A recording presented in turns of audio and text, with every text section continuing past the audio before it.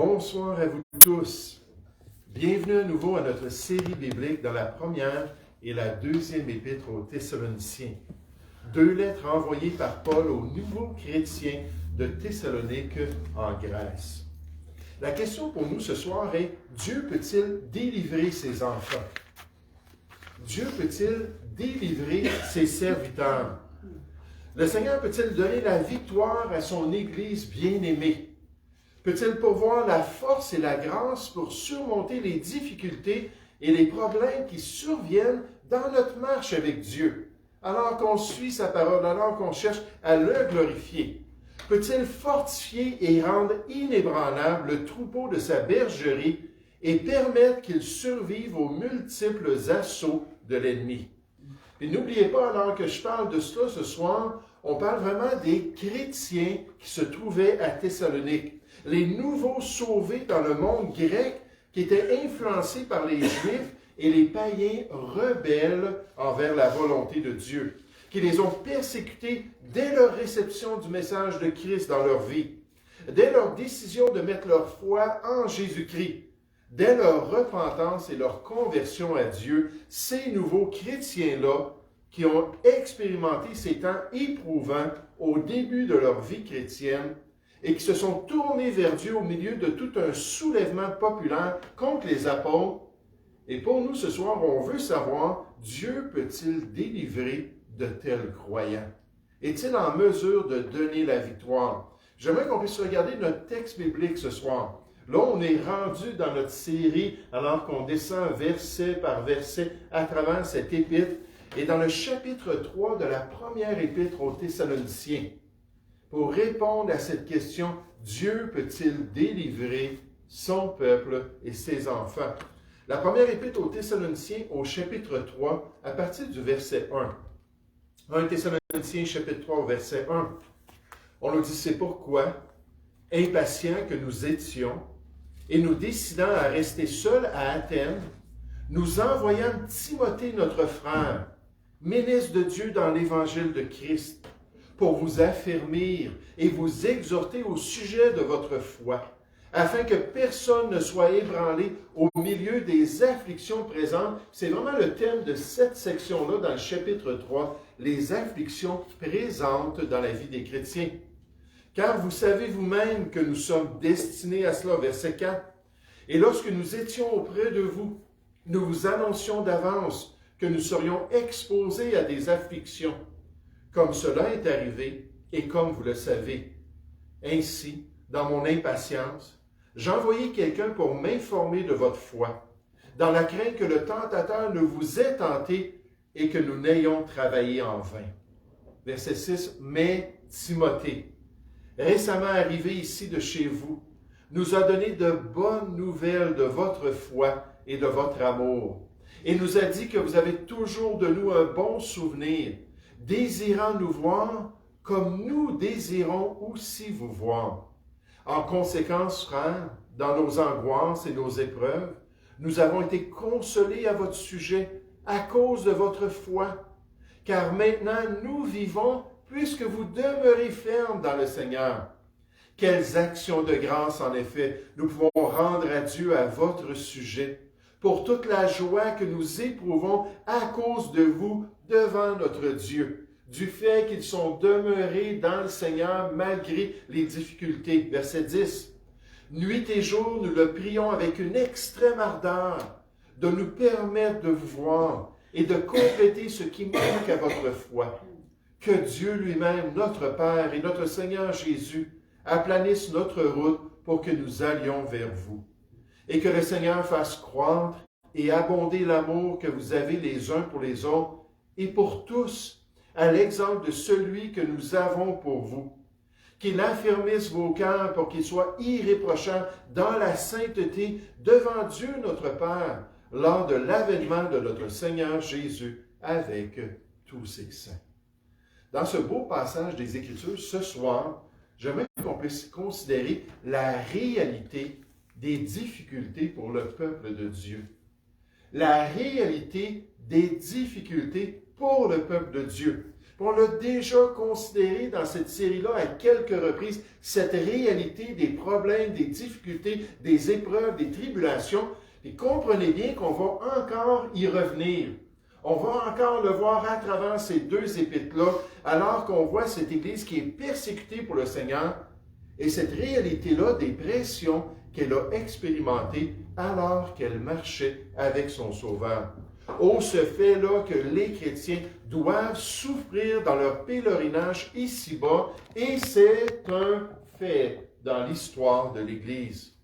2 Timothée 3,12 nous dit « Tous ceux qui veulent vivre pieusement en Jésus-Christ, comme l'apôtre Paul l'avait dit à Timothée, seront persécutés. » Tous ceux qui veulent vivre pieusement en Jésus-Christ, qui veulent vivre selon l'Esprit, qui veulent vivre selon la parole de Dieu, qui veulent vivre selon les instructions du Seigneur, seront persécutés. C'est une réalité pour le chrétien et c'était aussi le message que ces jeunes convertis avaient appris de la part des ouvriers de Dieu. Regardez dans notre texte au verset 1, on nous dit « C'est pourquoi ».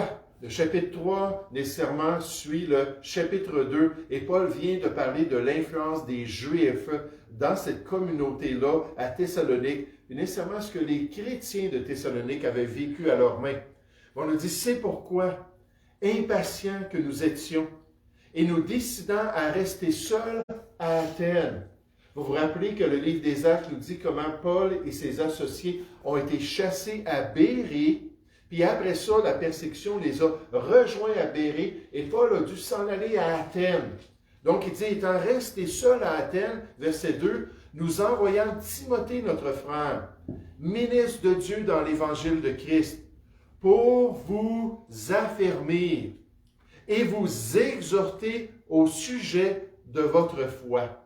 On a déjà considéré ça, le rôle des autres chrétiens, le rôle de l'Église de Jésus-Christ pour nous aider à demeurer dans la foi, à persévérer dans les voies du Seigneur. C'est exactement ce qui s'est produit. Verset 3, afin que personne, puis là je veux le répéter, afin que personne, parce que Paul le savait, c'était ça le plan de Dieu à Thessalonique, afin que personne ne soit ébranlé au milieu des afflictions présentes, car vous savez vous-même que nous sommes destinés à cela.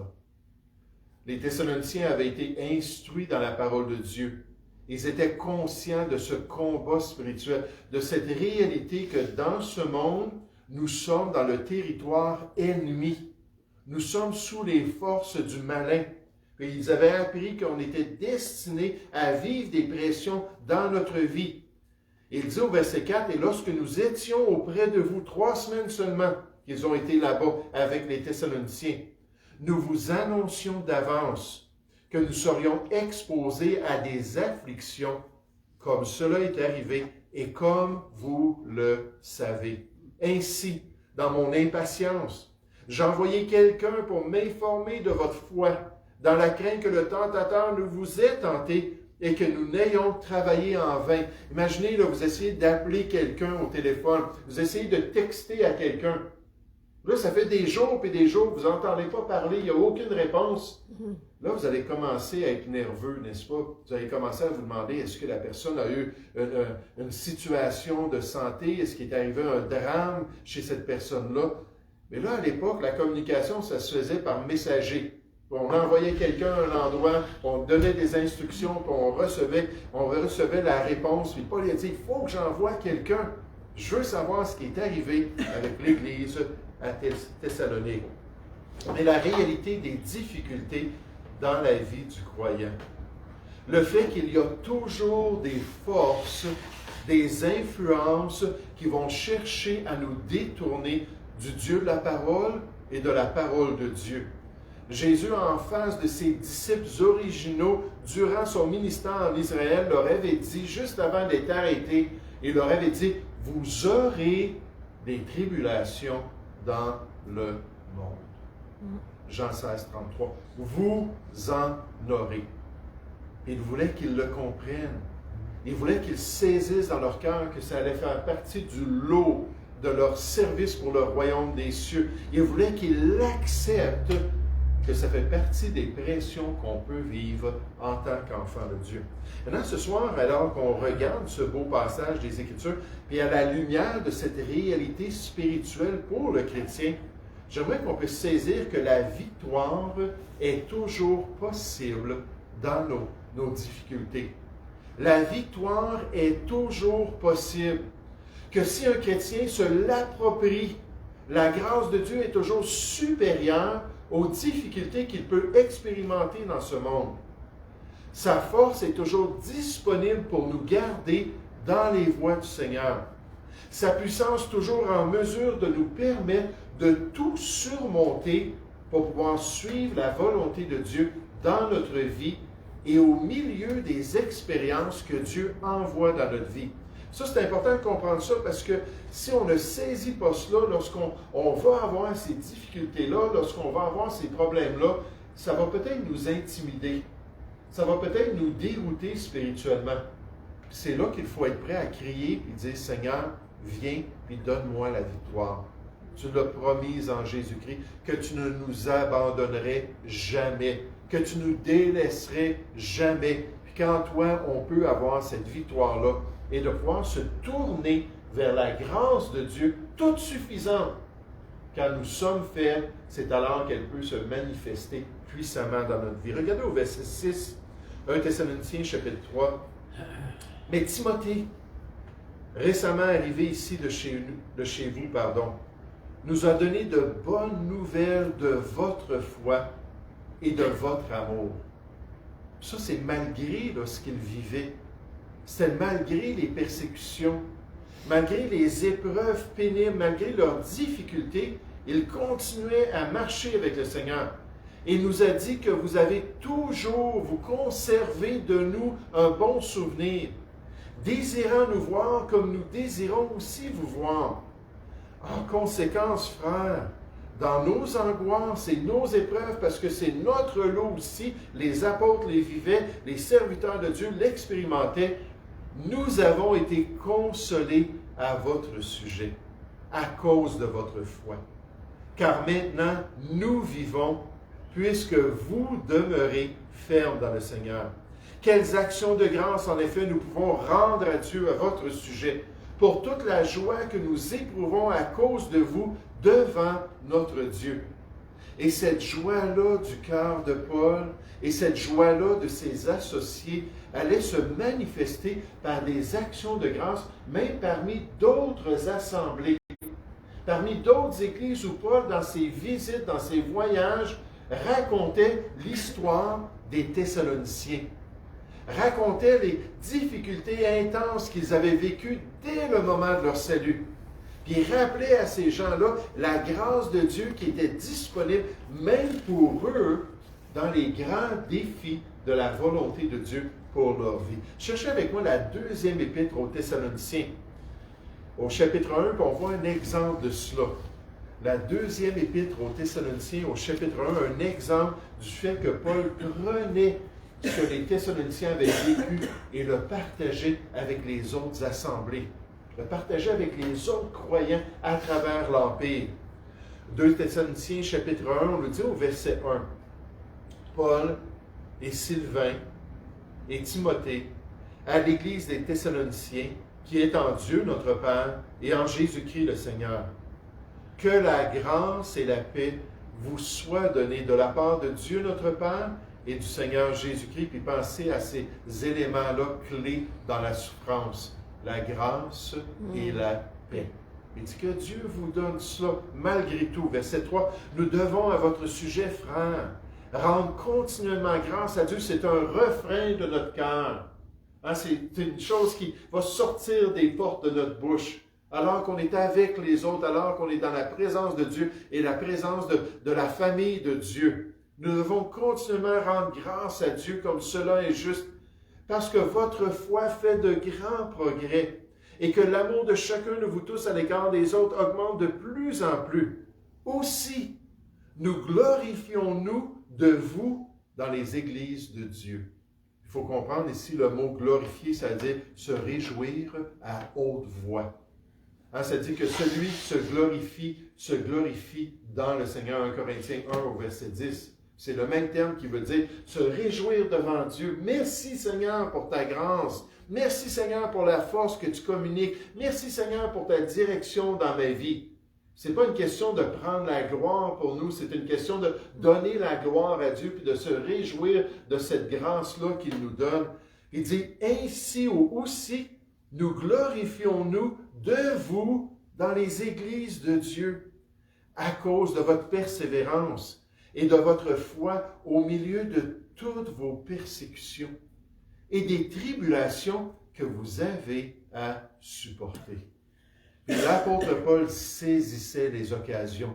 L'apôtre Paul parlait de ces exemples-là, de chrétiens qui avaient vécu de telles persécutions, de telles douleurs parce qu'ils suivaient le Seigneur Jésus. Puis il utilisait cela pour encourager les autres chrétiens à marcher avec Dieu. Et c'est pour ça que j'aime tellement ça, les illustrations.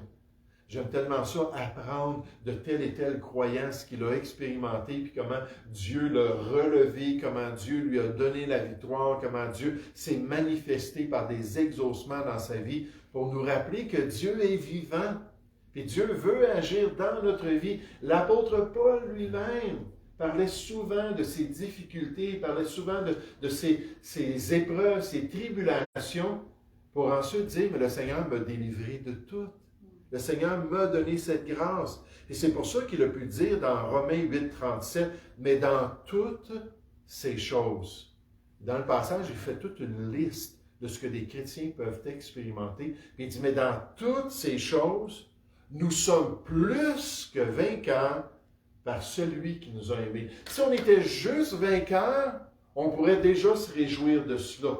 J'ai eu la victoire, j'ai été capable de surmonter ma tentation, j'ai été capable de persévérer dans les voies de Dieu. Mais plus que vainqueur, pour que l'on se réjouisse dans la puissance de Dieu, puis qu'on exalte son nom à la lumière de ce qu'il fait dans notre vie et comment il veut se manifester. Et c'est ce même apôtre qui a dit dans Philippiens 4 au verset 13, « Je puis tout par celui qui me fortifie. » Je puis tout. Peu importe le degré, peu importe la difficulté, la grâce de Dieu est toujours disponible. Watchman Nee, peut-être que vous ne le savez pas, c'est un Chinois qui a accepté le Seigneur il y a bien des années et qui est parti avec la bonne nouvelle à travers la Chine pour évangéliser les Chinois et qui a vécu toutes sortes, il était emprisonné, il a vécu toutes sortes de douleurs, même aux mains des chrétiens par moments. Et c'est un homme qui aimait ça écrire, c'est un homme qui aimait ça partager avec les gens. On a toutes sortes de documents de Watchman Nee aujourd'hui. Mais il a dit concernant cette victoire en Jésus-Christ, puis je trouvais ça tellement beau, il a dit, en dehors de Christ, je ne suis qu'un pécheur, mais en Christ, je suis sauvé. Hors de Christ, je suis vide. En Christ, je suis plein. Hors de Christ, je suis faible. En Christ, je suis fort. Hors de Christ, je ne peux pas. En Christ, je suis plus que capable. Hors de Christ, j'ai été vaincu. En Christ, je suis devenu victorieux. Oh, comment les mots en Christ sont tellement significatifs pour ceux qui connaissent la grâce de Dieu. Saisissons cette victoire en lui à travers toutes nos épreuves. Approchons-nous de lui lorsqu'on a besoin de sa puissance pour nous soutenir dans ses voies. Ce soir, on a vu cette réalité des difficultés dans la vie du croyant et on peut bien le comprendre d'après les Écritures.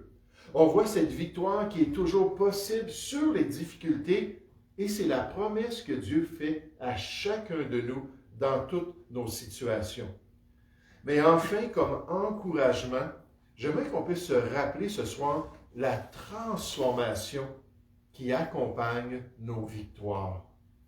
La transformation qui accompagne les victoires qu'on a dans nos difficultés. La transformation, ou bibliquement, on pourrait plutôt dire la sanctification, qui se manifeste à travers nos difficultés et nos épreuves. Et c'est pour ça que Paul a pu dire dans Romains 8, 28, cette réalité-là que toute chose concourt au bien de ceux qui aiment Dieu. Toutes choses. Toutes choses. Il n'y a pas d'exception.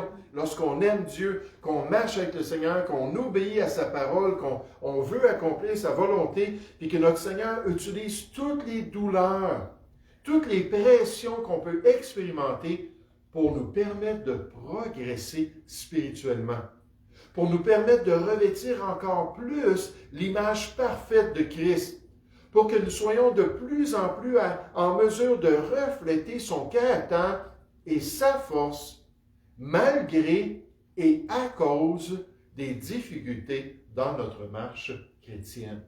Et c'est pour ça que Paul termine cette section-là sur les problèmes que les Thessaloniciens avaient vécus. Il a mentionné que c'est une réalité qu'il leur avait enseignée. C'est normal, on est appelé à cela. Il leur a mentionné comment est-ce qu'ils ont été victorieux. Ils sont demeurés dans la foi. Leur amour même a grandi dans les voies du Seigneur. Et ensuite, ils se tournent vers le progrès qu'ils peuvent faire à cause des choses que Dieu envoie dans leur vie, parce que ça concourt à leur bien. J'aime tellement ça, Joseph, après la mort de son père, ses frères viennent le voir, là, je parle dans l'Ancien Testament, dans le livre de Genèse, au chapitre 50 et au verset 20. Puis là, ils lui disent, écoute, ton père, avant de mourir, a dit, Joseph, pardonne ce que tes frères t'ont fait. Puis là, Joseph, il a dit, est-ce que je suis à la place de Dieu? Hein, Dieu m'a envoyé ici pour vous sauver. Puis il a dit, vous avez médité de me faire du mal, mais Dieu l'a changé en bien. Pour accomplir ce que vous voyez aujourd'hui, puis là, tout le peuple, toute la famille qui était maintenant en Égypte, qui pouvait se nourrir, et ainsi de suite, et délivrer un peuple nombreux, parce que Dieu est au contrôle des résultats même des difficultés dans notre vie. Au verset 9, dans 1 Thessaloniciens, chapitre 3, Paul dit, « Quelles actions de grâce, en effet, nous pouvons rendre à Dieu à votre sujet, malgré vos épreuves, et à cause du travail que le Seigneur accomplit dans votre marche chrétienne, et dit pour toute la joie que nous éprouvons à cause de vous devant notre Dieu, nuit et jour, nous le prions avec une extrême ardeur de nous permettre de vous voir et de compléter ce qui manque à votre foi. » Là, dans le chapitre, la deuxième épître, au chapitre 1, il dit, « Hey, votre foi fait de grands progrès. » Il dit, « Si seulement on pouvait aller auprès de vous. Si seulement Dieu nous permettait de vous aider. Vous êtes dans un élan de pression pour aller de l'avant. Si on pouvait juste vous aider à compléter. Le mot compléter, ça veut dire achever, perfectionner, rendre amplement mature ou complètement mature dans ce contexte de difficulté et de souffrance, leur foi dans les voies du Seigneur, pour qu'ils puissent grandir toujours plus. Verset 11. Que Dieu lui-même, notre Père, et notre Seigneur Jésus aplanissent notre route pour que nous allions vers vous, et que le Seigneur fasse croître et abonder l'amour. Ça, c'est le deuxième aspect. Hein, il parle de leur foi et leur amour, puis ensuite, il y a cette réalité-là de compléter la foi et de faire abonder l'amour que vous avez les uns pour les autres et pour tous, à l'exemple de celui que nous avons pour vous, qu'il affermisse vos cœurs. Hein, que la transformation de votre caractère soit rendue au point, comme on le voit dans 1 Corinthiens 15 au verset 58, que vous êtes ferme et inébranlable. C'est comme si là, on a mis là, des boulons là, dans notre marche avec Dieu, puis dans la volonté de Dieu. Là, on a tout serré cela. Là, les tempêtes viennent, puis les vents se manifestent, puis non, on est boulonné. L'idée, dans le fond, c'est d'être ancré. D'un gros navire qui envoie un ancre, puis là, l'ancre vient saisir un rocher dans le fond de la mer, puis là, les vagues essaient de le balloter, mais il ne bouge pas parce qu'il est ancré. Il est inébranlable. On ne peut pas l'enlever de la volonté de Dieu, mais qu'il affermisse vos cœurs pour qu'il soit un jour, et on revient toujours dans cette épître-là, à cette conclusion-là, qu'il soit irréprochable dans la sainteté devant Dieu notre Père, lors de l'avènement de notre Seigneur Jésus avec tous ses saints. C'est frappant que quand on pense aux souffrances, puis quand on pense à la douleur, que le réflexe normal, si on parle avec un frère, une sœur, peut-être quelqu'un dans notre famille, peut-être des amis, le réflexe normal, s'ils connaissent le Seigneur, c'est pas de dire « Oh, mais hey, écoute, là, tu vas aller de l'avant dans les voies du Seigneur. Écoute, là, Dieu va te sanctifier encore plus. Ça va être merveilleux de voir la transformation alors que Jésus va paraître toujours plus dans ta vie. » Non, c'est pas nécessairement comme ça qu'on voit le ministère de réconfort et de consolation. Mais c'est ce qu'on voit dans ces deux épîtres-là, alors qu'on parle de ce progrès-là malgré toutes les souffrances. Regardez dans le chapitre 5 de 1 Thessaloniciens, ce programme-là de sanctification du Seigneur, cette œuvre-là qu'il a débuté en nous lorsqu'il nous a sanctifiés en Jésus-Christ en position pour nous amener dans une perfection un jour dans sa présence avec une sainteté et une pureté qui va glorifier le Seigneur Jésus. Puis on le voit au verset 23 de 1 Thessaloniciens chapitre 5, Paul dit que le Dieu de paix vous sanctifie lui-même tout entier. Donc la stature parfaite de Jésus-Christ, ça implique tous les éléments de notre vie, tous les aspects de notre être. Il dit tout entier.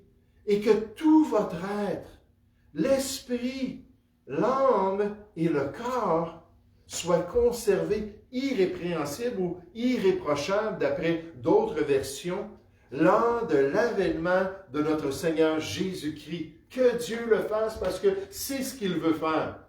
Là, nécessairement, la promesse nous est donnée au verset 24. Celui qui vous a appelé, non pas à l'impureté, on va le voir dans le chapitre 4, mais il nous a appelés à la sainteté. Celui qui nous a appelés est fidèle et c'est lui qui le fera. Quelle merveilleuse promesse qu'il nous a donnée à l'Église de cette transformation malgré les difficultés, malgré les douleurs, malgré les problèmes. Que cette victoire-là veut se manifester par des changements complets dans notre vie. Celui qui vous a appelé est fidèle et c'est lui qui le fera. Et là encore ce soir, on dit merci Seigneur. Merci que tu nous as déjà prédestinés à revêtir l'image de Jésus-Christ. Romains 8 au verset 29. Il dit, en les sauvant, je les délivre de la damnation. En les sauvant, je les délivre de la puissance du péché. En les sauvant, je leur permets de revêtir de plus en plus cette image-là de Jésus-Christ pour la gloire de Dieu. Et comment cette transformation-là, Dieu va l'accomplir malgré tout ce que le monde, le diable et notre chair essaient de nous faire. Dieu va se manifester dans notre vie. Oh, les difficultés sont présentes dans la vie du croyant. Même un croyant qui suit le Seigneur, même un croyant qui désire marcher pour Dieu. La victoire est toujours disponible pour lui.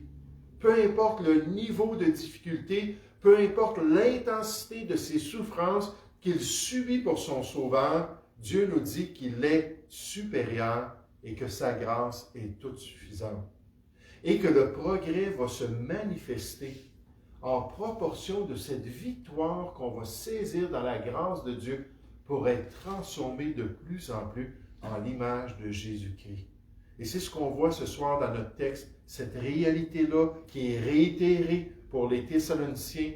On voit la réalité qu'ils ont été victorieux, ils ont gardé la foi, ils sont demeurés dans cette relation-là avec Dieu et avec les uns les autres. Et on voit comment Dieu a commencé à les transformer. Et là, dans le chapitre, dans le deuxième, plutôt la deuxième épître, au chapitre 1, on va voir comment est-ce qu'il y a eu de l'abondance. Cette épreuve-là a fait ressortir l'œuvre de Dieu encore plus intensément pour leur permettre de glorifier le Seigneur dans leur vie. Un auteur nous dit, nous avons l'habitude de réécrire Romains chapitre 8 au verset 28, qui nous dit que toute chose concourt au bien de ceux qui aiment Dieu. Il dit, on l'écrit ainsi, la plupart des choses concourent au bien du chrétien, ou certaines choses concourent à notre bien. La plupart des choses, certaines choses, vous dites, concourent au bien des chrétiens.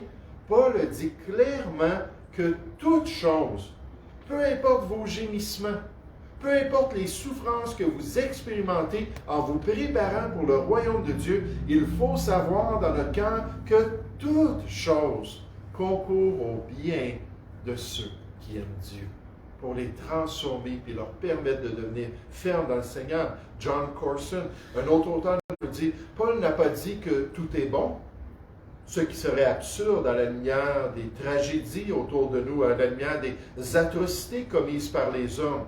Lorsqu'un chrétien souffre, il peut s'attendre et conclure que Dieu l'aime malgré sa souffrance et va l'encourager à continuer malgré la difficulté.